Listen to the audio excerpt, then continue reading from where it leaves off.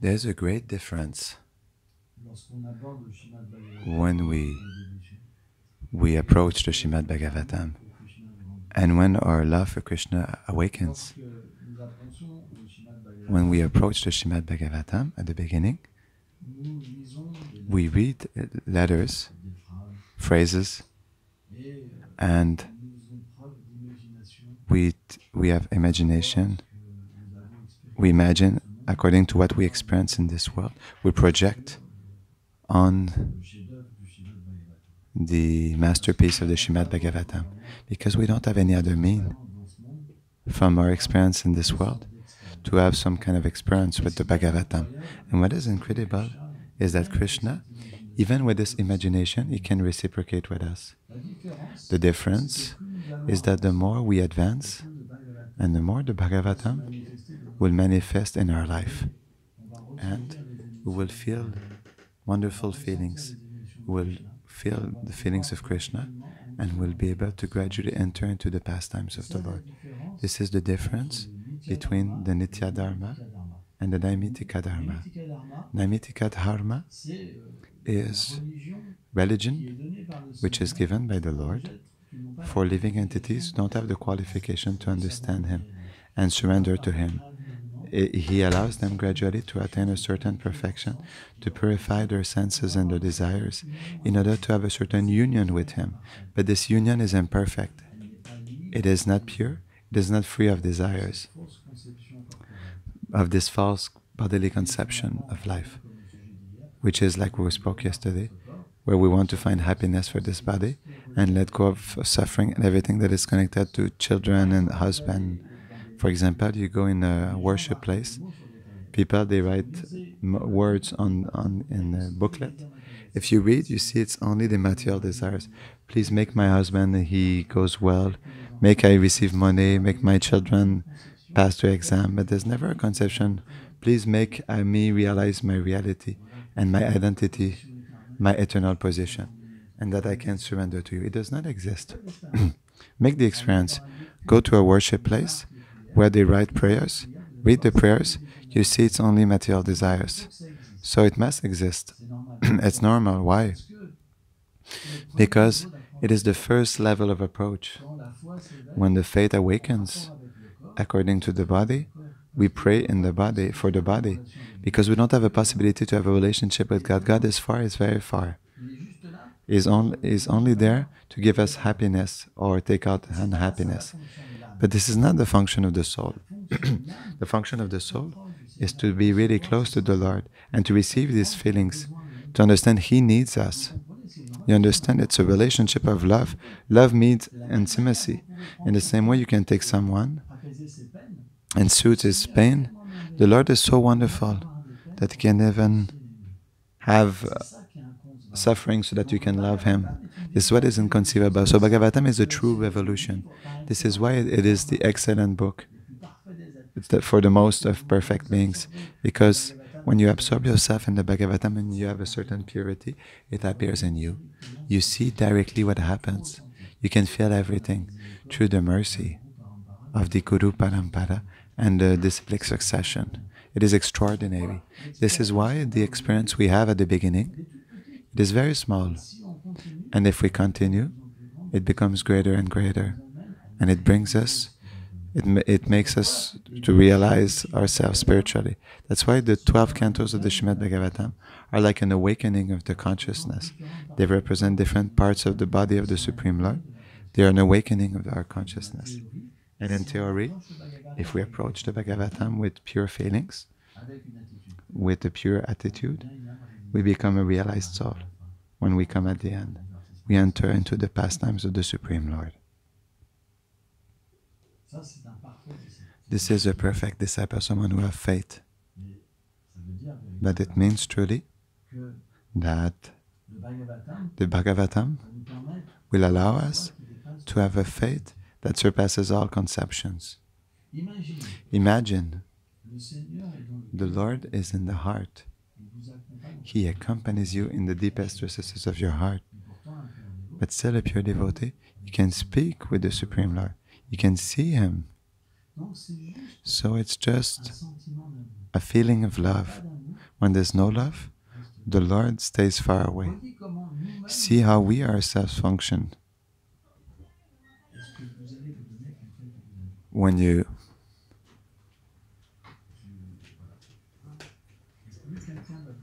and the more someone will love you, the more you'll be attached to him. And you'll be ready to do everything for him, even to brave death. True or not? Are we right? No? Without love, it's not possible. So, if this love towards human beings can exist, what to say? If someone develops love for the Supreme Lord, who is infinite,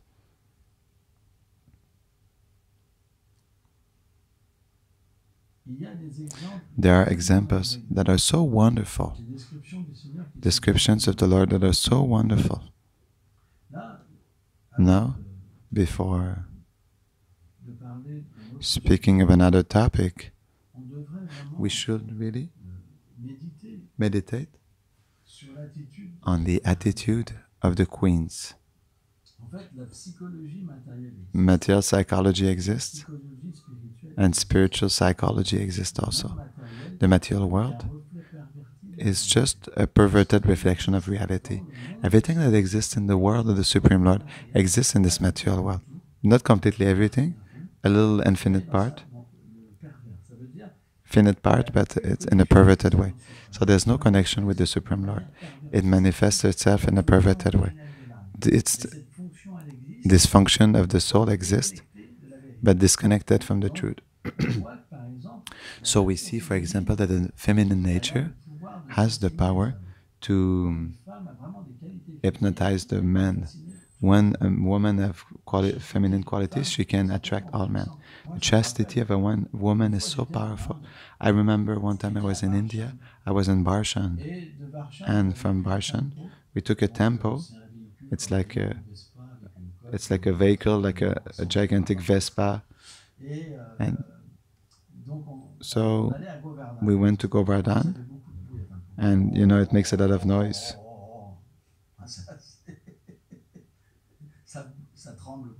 It trembles a lot. It's just like the military planes when I was parachutist. Trembles everywhere. And so I was in front of a lady that was really chaste, and I remember she was so chaste that I became like a baby, because the chastity of a woman is so powerful. It's rare, a chaste woman. It's so powerful that it makes you somehow become humble, because in front of such purity, you cannot have the awakening of lust. You can only become like a child. It's so powerful. This is why the Vedic scriptures explain that when the woman, she loses her chastity, the man loses the control of his intelligence. And instead of realizing himself spiritually, he runs like as a predator towards women. That's why society today, in fact, since many women lost their chastity, the men are lost. There's no spiritual knowledge, there's no spirituality. So the balance of the power of the woman is essential, because if the woman does not have these qualities, the man is lost. The proofs the Vedas explain that the woman is considered to be like fire and the man like butter. This is why where the lady has qualities, the man, they have their qualities. Otherwise, the men, they lose all their virtues. This is why society, Vedic society, puts a lot of value on the woman, a lot of value. Because if the woman does not have the values, feminine qualities, so it's men are lost. And so the qualities of women in Vedic times, the descriptions, it's impressive. It's really impressive. Draupadi, etc. It's impressive. Queen Kunti. And we see, for example, in the absence of the Supreme Lord, there are no ordinary queens, they are expansion. All these queens are expansions of his internal energy. They are somehow non-different from himself. And they were living in 16,108 different palaces. The Lord was manifesting in 16,108 different forms in different places. He was doing different activities. That is explained when Narada Muni visited all these palaces. The Lord was doing different things with different queens. Can you believe it? Only the Lord can do that. You can go downstairs if you're tired.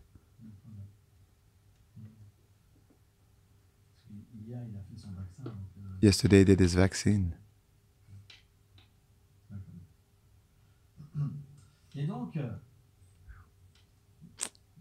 So, although for the Supreme Lord it's nothing, 16,108 forms, it's nothing. He manifests in all living entities, he accompanies them. It's nothing for them. The Lord loves us so much that he has a personal relationship with each and every one of us. And us, instead of being close to him, we create a world that is false without him. But he is everything. He is even in the atom, it is explained, as Kshirodakshaya Vishnu, Paramatma, Antaryami. But still we think that this world is free of God, but it is in everything. So what does Bhagavad Gita say? The Bhagavad Gita explains that it is both the remembrance and forgetfulness, which means he can allow the living being to forget him or remember him. He is everywhere manifested. He is the person. He is even the digestion. He is everything. And he is the relationships. For example, in the conditioned state, material state, we could not feel truly things or have relationships because everything is a little unreal. So it's the Lord who allows for everything to have some sense, some value. For example, in our previous life, we accomplished activities. He gives us back the intelligence to continue these same activities in this life. This is why sometimes the living entities can even remember their previous lives. There's very powerful examples of people who have children, many, who remember their previous lives. And the parents, they are shocked because it's so detailed. They go to the place and they discover it is true. There's even a story, a lady, she goes to find her ancient brothers from her past life. She knew their names, their habits, and to the point that even the brothers and sisters who had 30 years more than her, or 20, I don't know, for them there were too many similarities for them not to be true. So sometimes we forget completely, but sometimes we remember. But the point is that the attitude of previous lives comes back in this life. This is why if we have accomplished devotion and that we have acquired humility, tolerance, compassion, good respect for all living entities, at some point these qualities, they come back in the next life and they will transport us beyond the experience we had in this life. What does that mean? That means that although we can be born in a completely atheistic family, degraded, if we were a bhakta in our previous life, at some point, we awaken to the reality that was ours, and we go back to everything we did before. Vishwanath Chakravarti Thakur, he explains just like awakening from a dream. When we become realized, when we realize our eternal state, that comes back from our previous life, so at this point, everything we have done, it is just like the impression of a dream, and we awaken. It's interesting, no? But there's no substance, you understand? This is why there's still a certain projection of the experience we had, but it doesn't have the same impact on us. So it's difficult to understand. What can we understand from this? We can use certain objects, we did things, but at the same time, the rapport we have with these things is completely different from what we were before. This is why the conclusion is what? Is that devotion, finally, when we serve Krishna, what happens? But we utilize the same things, but the rapport with these objects becomes spiritual. For example, when we have a material consciousness, we take an object that is separated from the Supreme Lord, and it makes us forget the Supreme Lord. Because in our attitude, there's no love, there's no devotion for the Lord. We don't do it only for us. So the activity takes us back to material activity and is binding us. Now, if I serve the Lord with love, who is in my heart, and I do everything for Him, so everything helps me to remember the Supreme Lord, because it's just like an offering every time. And He becomes satisfied with me, He reveals Himself to me. It's just a question of love. If you don't put any love in your gestures, if when you reciprocate with people, you forget Krishna, so you won't experience Krishna in your relationships. The only problem is that from there, you could not purify your envy, your jealousy, etc. Because you want to be the governor, you want to be the principal actor, and the Lord becomes secondary. So from there, if someone criticizes you, you become angry. Or if someone starts to charm your husband or wife, you become jealous. But when you're connected to the Supreme Lord, you obtain only the Supreme Lord. If someone leaves you, you have lost nothing. Because who can rival with this Lord? He is everything. He is all the attitudes of all living entities. He is all the beauty, all the intelligence. So when you leave, when you lose someone, you don't lose anything, because we have obtained everything. That's why it's this only way to be satisfied. There's no other means. If you look for satisfaction with ordinary beings, you entangle yourself. If you look for satisfaction with the Lord, so you become liberated from all deceptions. There's no more deceptions. Even if the entire world will be against you, you lost nothing, because the entire world is so small. The Lord is from the Lord, millions of universes are emanating, and He's not even conscious. It even happens mechanically by His energy, by His material energy. It happens automatically. He is completely liberated from all slavery, of all the connections with all His, even His own actions. He is the Supreme Lord. And this Lord Narayan, one day Narada Muni came to see Him. And he started to speak about the glories of Goloka to Narada Muni.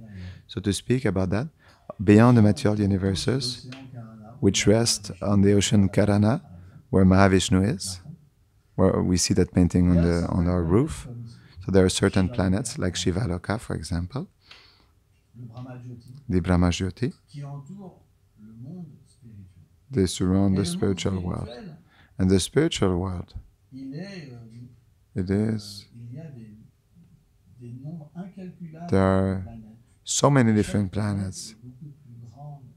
Each planet is much bigger than we see the universes reunited together. It's gigantic. And the planet that makes the 3/4 of the spiritual sky is Goloka Vrindavan. And Narayan explained to Narada Muni, Narayan is the Supreme Lord. He tells him, I am an expansion, an emanation of the Supreme Lord. I am the same person, but I am an expansion. In Goloka Vrindavan, my planet Vaikunta is an expansion of Goloka Vrindavan. You should go there to see my glories. And when Narada Muni arrived in Goloka Vrindavan, he saw the Lord Gaurahari, Lord Chaitanya. And to his right, there was Radha, and to his left, there was Rukmini. He was worshipped by all the queens of Dwarka and all the gopis of Vrindavan. And when he saw Gaurahari, he was completely amazed by the beauty of the Supreme Lord. He was thinking to himself, Never I saw such a beautiful form. He was completely in ecstasy. And the Lord stood up and embraced him. And so it is explained, to make it short, we don't have much time, that Narada Muni was really saddened because he knew that in this age of Kali, all people were degraded.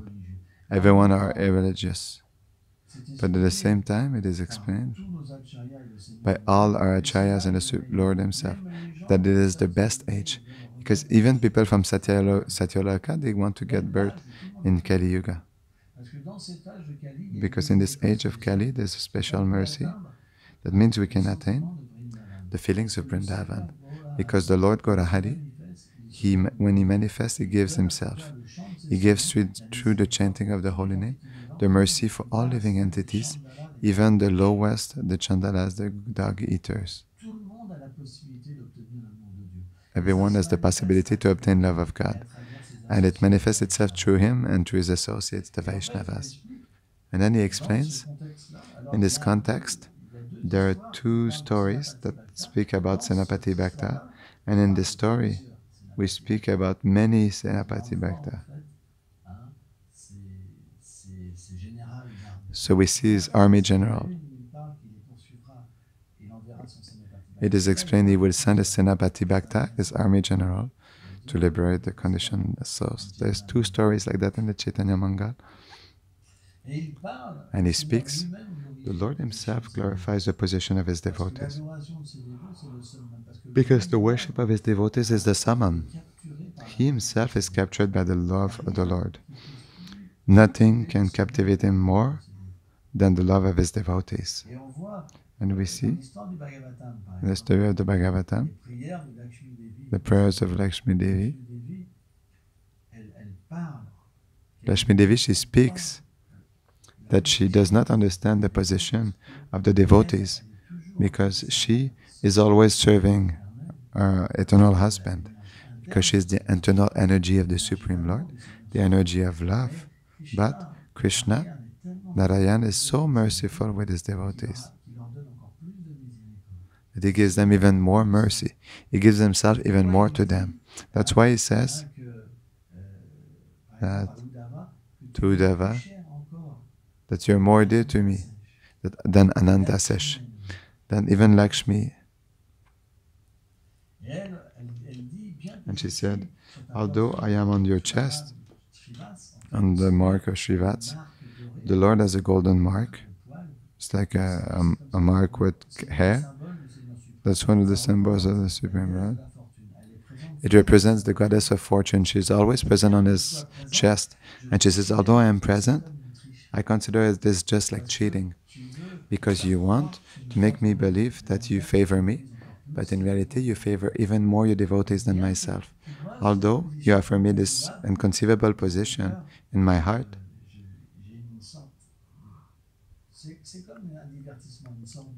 it is just like a pastime. She had some kind of insatisfaction. Because I desired even this position of the Vaishnavas. Can you believe it? To have the position of the pure devotees of the Lord is so elevated. Krishna says, only by pure devotion can I be catched. When this pure devotion comes, so we can really captivate the Lord. The Lord is attracted by us, and He wants to reveal Himself to us. He wants us to do something for Him. He wants us to take care of Him. That's why, although the Lord is unlimited, He seems to have lack, so that His devotees can take care of Him. That's what is beautiful. Because if the Lord is without lack, so there's no relationship. For example, in certain religions, they say that the Lord has no associates, has no friends. He is all-powerful, beyond everything. So we see there's no connection. Nothing happens. But in this concept of love of God, there's really a connection, a link. And this link is eternal. And this is what This is what gives what devotional service gives. It's when we become initiated and follow great devotees like Srila Prabhupada. So the mercy of Chaitanya Mahaprabhu offers itself to us. Very simply, we just need a little bit of faith. Just a little bit of faith. What did Prabhupada ask to follow the great regulative principles to start with? Because if we don't follow the regulative principle, we cannot be situated in goodness. So at first, we cannot eat meat, things that are in ignorance. From this meat, not because we have to stop because it takes away compassion. No illicit sex life because it takes away purity. The one who does illicit sex life, he loses his purity. No gambling because there's no gambling. If you play gambling, so you cannot see the truth everywhere. And not be intoxicated. No cigarette, no marijuana, no cocaine. Even the intoxicants, sweet intoxicants, soft intoxicants like tea or coffee. We don't take because it identifies the living entity with the body. It puts him in ignorance. So this basis, it does not allow Kali to enter into us. The age of Kalway, age of hypocrisy. The Sahajiyas, what they do, they smoke. They are naked. They're like monkeys naked, and they think they're renounced. But they go have sex with all kinds of female monkeys. What the sages do, they make believe they're advanced, but they're not even able to get freed from marijuana or sex. That's why Prabhupada wanted us to follow regulative principles and that we chant minimum 16 rounds per day. And Prabhupada did not initiate anyone at the beginning. At the beginning he did that, but after he asked to follow the 4 regulative principles, at least this basis to progress. So if we understand that if we follow certain principles and we chant a certain number of rounds, we please the Vaishnavas, and then we receive the mercy. And the mercy means what? It means the experience to attain Krishna. But we need at least the basis. Prabhupada came back a lot on this. We listen to Prabhupada's classes, he come back a lot about this. A lot? Because in the West, the Westerners, they have difficulty, they don't follow anything, they don't have principles, they don't have purity. They live in so many different ways. If you ask them something, they live like by instinct, like animals. They don't control themselves. So if there's no control, if there's no austerity, there's no connection. So, when Brahma wanted on his own to realize the Supreme Lord, who gave him birth?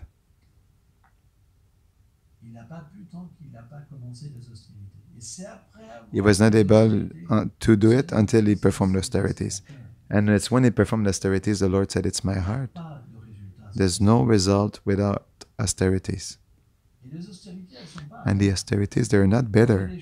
When we do things for Krishna, it gives us bliss. But we must be fixed.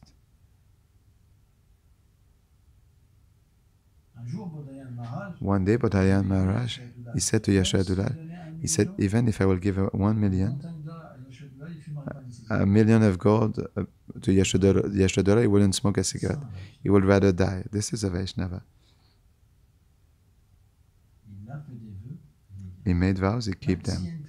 Even if there's a weakness, it doesn't matter. We continue. We fight. And this fight, it is our freedom. We will become free. It won't be a fight, it will be natural. And love will come instead of the austerity. Austerity will transform into love gradually, and it's important. These are the teachings of Prabhupada. Read Prabhupada's books. Thank you very much.